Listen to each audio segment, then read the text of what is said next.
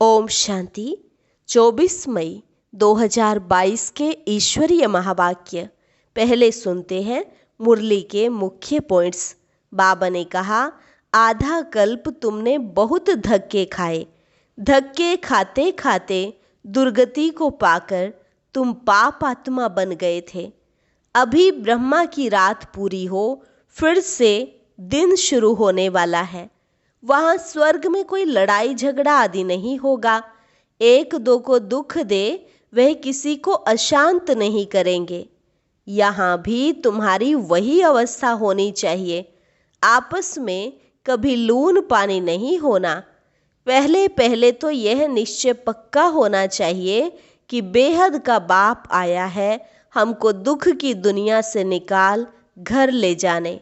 विचार करो, बाबा खुद सतयुग में नहीं आते, लेकिन बच्चों को स्वर्ग में भेज देते हैं। अभी बाप तुमको अमर कथा सुनाकर अमर लोक में ले जाने के लायक बना रहे हैं। जब तुम फरिश्ते बन जाएंगे तो यह कथा पूरी हो जाएगी। शिव बाबा आए हैं पतितों को पावन बनाने। वही करण करावनहार, अभोक्ता और असोचता है, लेकिन उनको अकर्ता कहना यह रॉन्ग है। ब्राह्मणों की माला एक्यूरेट बन ना सके क्योंकि अदल बदल होती रहती है। कोई गिरते हैं, कोई मर भी जाते हैं। इसलिए रुद्रमाला अंत में ही एक्यूरेट बनेगी। और लास्ट में बाबा ने कहा, कभी कभी किसी आत्मा का कल्याण करने के लिए मैं खुद ही बच्चों में प्रवेश कर लेता हूँ। जब देखता हूँ कोई बच्चियाँ इतनी होशियार नहीं हैं, तो ऐसे समय सामने वाले को उठाने के लिए बाप प्रवेश करते हैं। तो ये अभिमान कभी ना आए कि मैंने किसको ज्ञान सुनाया है। और अब सुनते हैं महावाक्यों को विस्तार से। मुरली का सार। मीठे बच्चे, बाप ही सतगुरु के रूप में तुम बच्चों से गारंटी करते हैं, बच्चे मैं तुम्हें अपने साथ वापस ले जाऊंगा। यह गारंटी कोई देहधारी कर ना सके। प्रश्न, तुम बच्चे यह कथा जो सुन रहे हो यह पूरी कब होगी? उत्तर, जब तुम फरिश्ते बन जाएंगे। कथा सुनाई जाती है पतित को। जब पावन बन गए तो कथा की दरकार नहीं। इसलिए सूक्ष्म वतन में पार्वती को शंकर ने कथा सुनाई, यह कहना ही रॉन्ग है। दूसरा प्रश्न, शिव बाबा की महिमा में कौन से शब्द राइट हैं, कौन से रॉन्ग? उत्तर, शिव बाबा को अभोक्ता, असोचता, करण करावनहार कहना राइट है, बाकी अकर्ता कहना राइट नहीं, क्योंकि वह पतितों को पावन बनाते हैं। गीत, छोड़ भी दे आकाश सिंहासन, अब धरती पर आ जा रे। ओम शांति। यह है बच्चों की पुकार कि बाबा अभी आ जाओ, क्योंकि हम फिर से रावण राज्य में दुखी हैं। फिर से माया का परछाया पड़ गया है, अर्थात 5 विकार रूपी रावण ने हमको बहुत दुखी किया है। रेस्पॉन्ड में बाबा कहते, हाँ बच्चे, यह तो मेरा नियम है। यह जरूर आकर के ही कहेंगे ना। हाँ बच्चे, जब जब धरती पर भारतवासी बिल्कुल ही भ्रष्टाचारी दुखी बने हैं, कितने गुरु करते हैं सदगति के लिए, परंतु वह किसी की सदगति तो करते नहीं। सभी अंधों की लाठी तो एक प्रभु ही है। पहले पहले बाप जन्म देते हैं, अर्थात अडोप्ट करते हैं। गुरु सदगति करते हैं। अभी न कोई सदगति करते हैं, न कोई बाबा है। अभी तुम कहते हो परम पिता परमात्मा हमारा बाबा भी है, गुरु भी है। उस एक को ही सत्य गुरु, सत्य बाबा कह सकते हैं। वह है सत्य बाबा, उनको सुप्रीम कहा जाता है। सत्य गुरु भी है, साथ में ले जाते हैं। गारंटी है और कोई गारंटी कभी नहीं करेंगे कि हम तुम आत्माओं को वापस ले जाऊंगा। वे जानते ही नहीं। यह है सब नई बातें। तुम जब इनको देखते हो तो बुद्धि में याद शिव को करना है। वही बाप, टीचर, गुरु है। मनुष्य कोई गुरु करते हैं व टीचर करते हैं तो उनके शरीर को ही देखते हैं। आत्मा ही भिन्न शरीर धारण कर भिन्न भिन्न नाम, रूप, देश, काल में जाती है। अच्छा, बाबा तो एक है और एक बार आते हैं। वह तो पुनर्जन्म नहीं लेते। संस्कार तो आत्मा में है। वह जब शरीर धारण करेगी तब वर्णन होगा ना। तुम बच्चे बाप की महिमा गाते हो। वह निराकार है, कभी साकार शरीर लेते नहीं हैं। शिव का अपना शरीर तो होता नहीं, परंतु ज्ञान का सागर पतित पावन है, सतगुरु है। बाबा भी है, राजयोग भी सिखाते हैं। जो ब्रह्मांड का, सारे विश्व का मालिक है, वही स्वर्ग का मालिक बनाएंगे ना। शरीरधारी तो बना न सके। सिवाय बच्चों के बाप को कोई जानते नहीं। तुम कहेंगे परमात्मा हमको पढ़ाते हैं, तो कहेंगे यह तो कोई शास्त्रों में नहीं है कि निराकार परम पिता परमात्मा शरीर में आते हैं। अरे, शिव जयंती गाई जाती है, गीत में भी कहा रूप बदल कर आओ। तो वह किस शरीर, किस रूप में आया? तुम्हारा तो यह है कर्म बंधन का शरीर। अच्छे कर्म से अच्छा पद, बुरे कर्म से बुरा पद मिलता है। इनके लिए तो ऐसा नहीं कहेंगे। मनुष्य तो पुनर्जन्म जरूर लेते हैं, बाप नहीं लेते। उसने इस शरीर में प्रवेश किया है, बताते भी हैं। शिव बाबा ब्रह्मा द्वारा स्थापना करते हैं। शिव तो निराकार हुआ, ब्रह्मा द्वारा कैसे करते हैं? क्या ऊपर से प्रेरणा देते हैं? पतित दुनिया में आते हैं तो किस शरीर में आवे जो राजयोग सिखावे? तुम बच्चे जानते हो बाबा आया हुआ है, हम उनसे सुनते हैं। वह इस ब्रह्मा मुख से सुनाते हैं और सब देहधारी गुरु का नाम बताएंगे। तुम जानते हो निराकार शिव हमारा बाबा है। पहले तो बाबा जन्म देने वाला चाहिए। शिव बाबा प्रजापिता ब्रह्मा द्वारा अडॉप्ट करते हैं।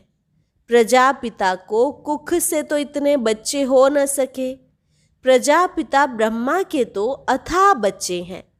ब्राह्मण कुल बहुत बड़ा है। जो ब्राह्मण फिर देवता बनेंगे। जब देवता बनेंगे तो अडॉप्शन नहीं होगी। अडॉप्शन अभी है। कितने ब्राह्मण हैं?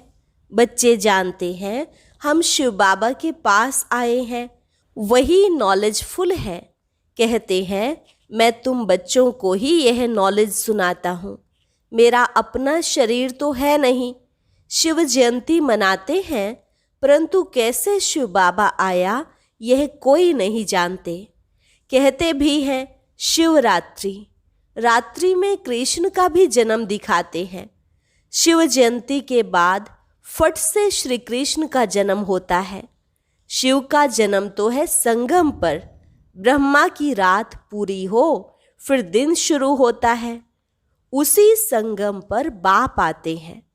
यह है बेहद की रात्रि, वह है हद की। आधा कल्प दिन, आधा कल्प रात। भक्ति मार्ग में धक्के ही खाते रहते हैं। भगवान मिलता नहीं तो अंधियारा ठहराना बिल्कुल ही बुद्धिहीन है। गाते हैं परम पिता परमात्मा ऊपर है, फिर कहते हैं तीर्थ यात्रा पर भी भगवान मिलेगा, दान पुण्य से भी मिलेगा। कितना समय तुमने धक्के खाए हैं, अनेक मतें हैं। इसलिए कहा जाता है भक्ति मार्ग है ब्रह्मा की रात। धक्के खाते खाते दुर्गति को पाकर पापात्मा बन पड़ते हैं। विकार से पैदा होने वालों को ही पापात्मा कहा जाता है। तुम ऐसे तो नहीं कहेंगे कि श्री कृष्ण कोई विकार से पैदा हुए? नहीं, वह तो योग बल से पैदा होते हैं। इन बातों को तुम भारतवासी गृहस्थ धर्म वाले जानते हो, सन्यासी नहीं जानते, न मानते हैं। बाप कहते हैं, लाडले बच्चे, सतयुग में तुम पवित्र प्रवृत्ति मार्ग में थे, फिर पुनर्जन्म लेते पतित भी बनते हो। भारत पवित्र था, देवताओं का राज्य था, वहाँ शांति भी थी। यूं शांति धाम निर्वाण धाम है, परंतु सतयुग में भी तुमको वर्षा मिला हुआ है, इसलिए वहाँ कभी अशांत होते नहीं। एक दो को दुख दे कभी अशांत नहीं करते, कोई भी किसको दुख नहीं देते। यहाँ तो बच्चे भी माँ बाप को दुख दे अशांत कर देते हैं। अभी तुम शांति के सागर से वर्षा ले रहे हो, वहाँ कोई लड़ाई झगड़ा नहीं होता है। यहाँ भी तुम्हारी वह अवस्था चाहिए, आपस में लून पानी नहीं होना चाहिए। पहले पहले तो यह निश्चय चाहिए, बेहद का बाप आया हुआ है, हमको दुख की दुनिया से ले जाएंगे घर। सतयुग में तो बाप आते नहीं, यहाँ आकर इन खिड़कियों से नैनों से तुमको देखते हैं। इनकी आत्मा भी देखती है, शिव बाबा भी देखते हैं। एक शरीर में दो आत्माएं कैसे हो सकती? मनुष्य नहीं मानेंगे।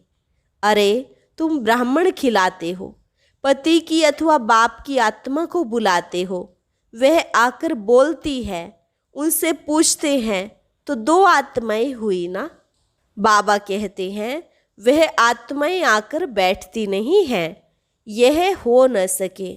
बाप को तो अपना शरीर है नहीं, वह तो आ सकता है ना। 5000 वर्ष पहले भी हमने ऐसे कहा था कि साधारण बूढ़े तन में भागीरथ अर्थात भाग्यशाली रथ में आता हूँ। जरूर मनुष्य के तन में आएगा, न कि बैल पर आएगा। सूक्ष्म वतन में शंकर के आगे बैल कहाँ से आया? अगर शंकर की अथवा शंकर पार्वती की पूजा करते हैं तो मैं साक्षात्कार करा देता हूँ।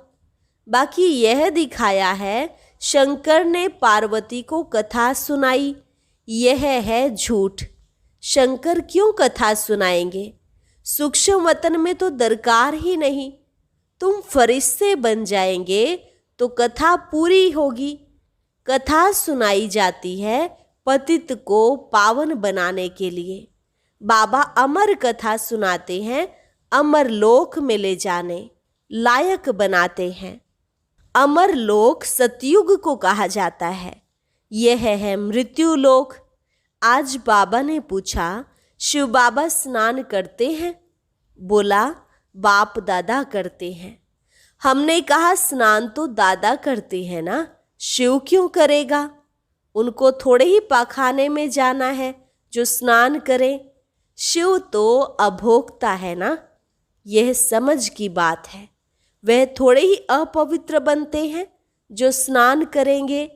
वह तो आते ही हैं पतितों को पावन बनाने। करन करावनहार अभोक्ता असोचता है, अकर्ता कहना रोंग हो जाता। पतितों को पावन करते हैं ना, करन करावनहार है। फिर ब्रह्मा बाबा को खांसी हुई।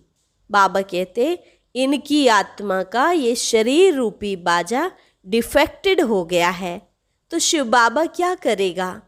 तुम ऐसे नहीं कहेंगे कि शिव बाबा के बाजे में डिफेक्ट हुआ। नहीं, यह शरीर उनका नहीं, लोन लिया हुआ है। लोन ली हुई चीज टूट जाती है तो धनी की टूटेगी ना। शिव बाबा इस शरीर का धनी नहीं, धनी तो यह ब्रह्मा है, उसने यह किराए पर लिया है। शिव बाबा ने, यह भाग्यशाली रथ है। बैल एक ही है, फिर गौमुख भी कहते हैं। बाबा कहते हैं, बरोबर कोई कोई बच्चियां इतनी होशियार नहीं हैं, किसको उठाना है तो मैं बच्चों में जाकर उठाता हूँ। पतित दुनिया में, पतित शरीर में तो आना ही होता है। तो किसका कल्याण करने के लिए भी बच्चों में प्रवेश करता हूँ। बच्चे नहीं समझेंगे, उनसे भी वे सुनने वाले बड़े तीखे हो जाते हैं। यह बाप की मदद मिलती है। एक तो निश्चय बुद्धि है, दूसरा फिर दृष्टि मिलती है। बाबा कहते हैं मैं प्रवेश कर सकता हूँ, ऐसे नहीं मैं सर्वव्यापी हूँ। मुझे बहुरूपी क्यों कहते हैं?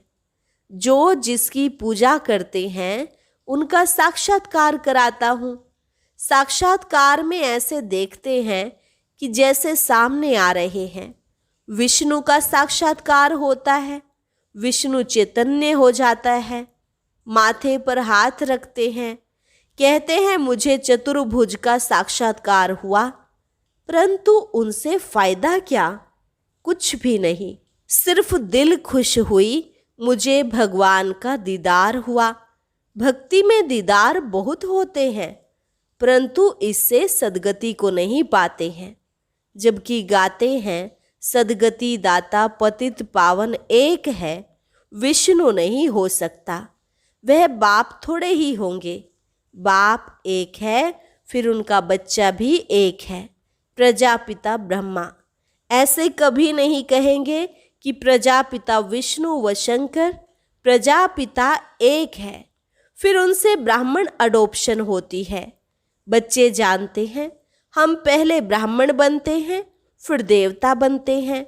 ब्राह्मणों की माला एक्यूरेट बन ना सके, क्योंकि अदल बदल होती रहती है। कोई गिरते कोई मरते रहते हैं। फिर क्या करेंगे? उनको निकाल देंगे। रुद्र माला अंत में ही एक्यूरेट बनेगी। यह मीठी मीठी बातें बाप ही सुनाते हैं और कोई को पता ही नहीं है। कितने हैं जो कहते हैं हे राम जी, संसार बना ही नहीं है।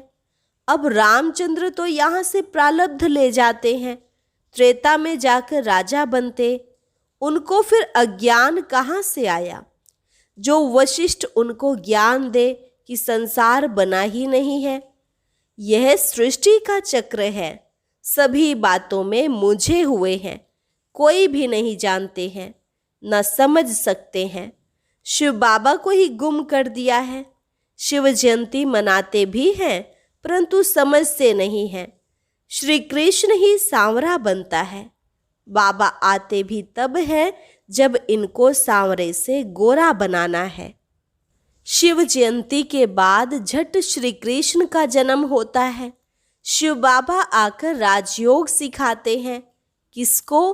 ब्राह्मणों को, प्रजापिता ब्रह्मा के मुख वंशावली को। वही फिर राजा रानी बनते हैं।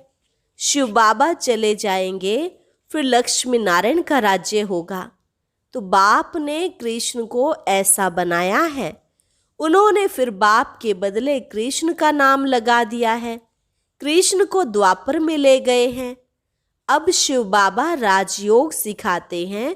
तुम जानते हो हम स्वर्ग की राजधानी स्थापन कर रहे हैं और भी बहुत प्रिंस प्रिंसेस बनते हैं।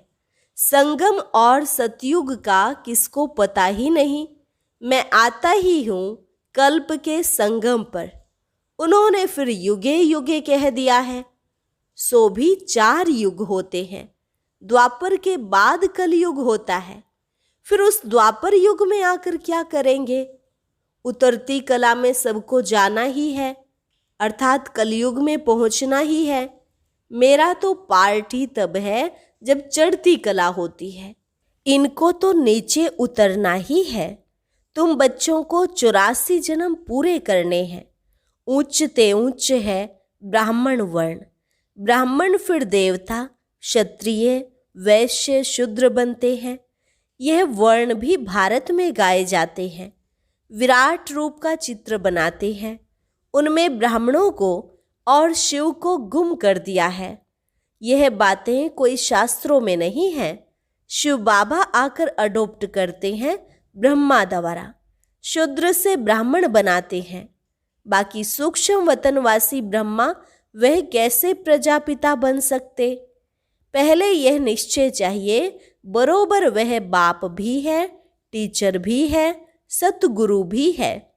कहते भी हैं सद्गति दाता एक है, परंतु उनका नाम रूप देश काल नहीं जानते। अच्छा, मीठे मीठे सिकिलधे बच्चों प्रति माता पिता बाप दादा का याद प्यार और गुड मॉर्निंग। रूहानी बच्चों को रूहानी बाप की नमस्ते।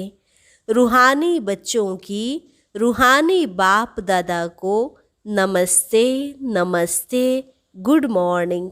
धारणा के लिए मुख्य सार। पहली पॉइंट, शांति के सागर बाप से शांति सुख का वर्षा ले शांत चित्त रहना है। कभी किसी को दुख दे अशांत नहीं करना है, लून पानी नहीं होना है। दूसरी पॉइंट, बाप समान अंधों की लाठी बनना है। बाप की मदद लेने के लिए निश्चय बुद्धि बन सेवा करनी है।